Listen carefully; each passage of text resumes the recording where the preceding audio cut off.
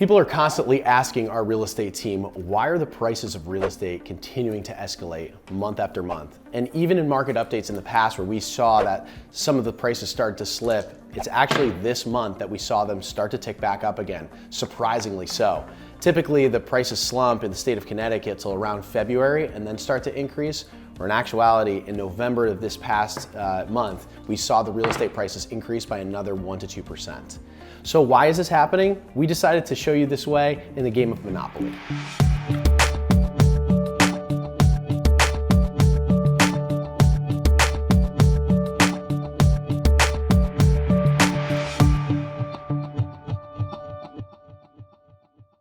Since the pandemic hit in around February or March of 2020, we saw real estate prices in Connecticut increase dramatically. In fact, it was somewhere in the range between 20 and 27% in certain towns throughout the state.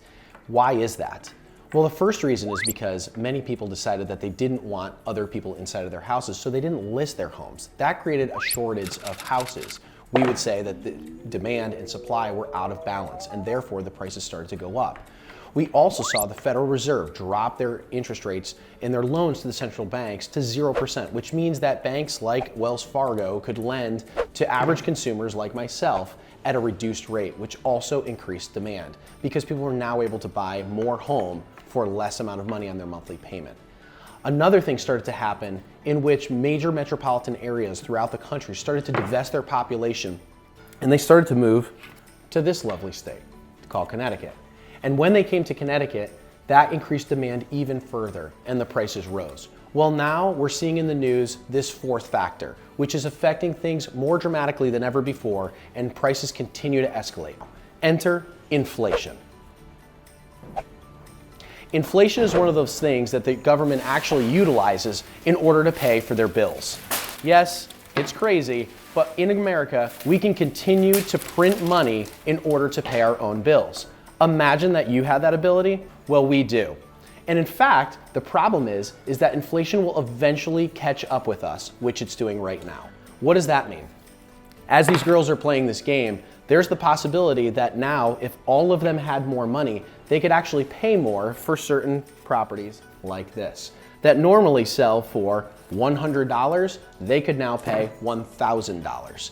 This is due to wages. Wages increase as more costs continue to grow. And now these players have more money in order to play that same game, but the prices of the properties cost more money. So what does this mean for the average buyer and seller? It looks funny, right? There's a lot of money on the table, and all of a sudden these players now seem to have thousands and thousands of dollars that is normally not introduced into the game.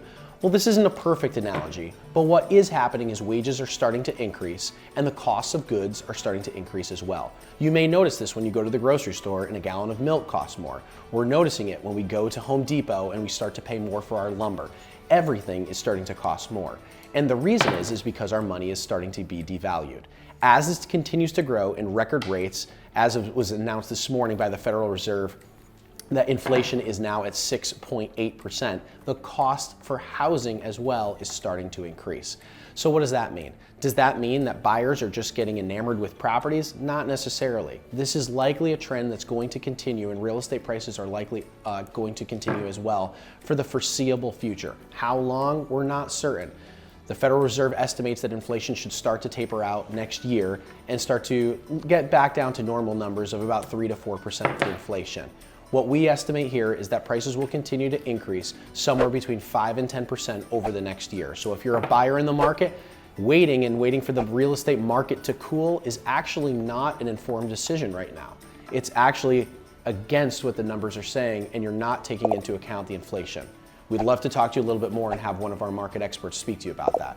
So what does this mean if you're a seller in the market? Does this mean to continue to hold your property forever because it's going to continue to increase? Well, not necessarily. Inflation will likely taper off over the next year or so. However, if you look over the historical facts, real estate has continued to improve year over year over the course of 20, 30, 40, 50 years. So our suggestion is this. If you're in an inflationary time, it might be a great time in order to hold on to your property for a little while as it continues to improve. But what we can certainly say is this: it's never been a better time to sell your property than it is right now.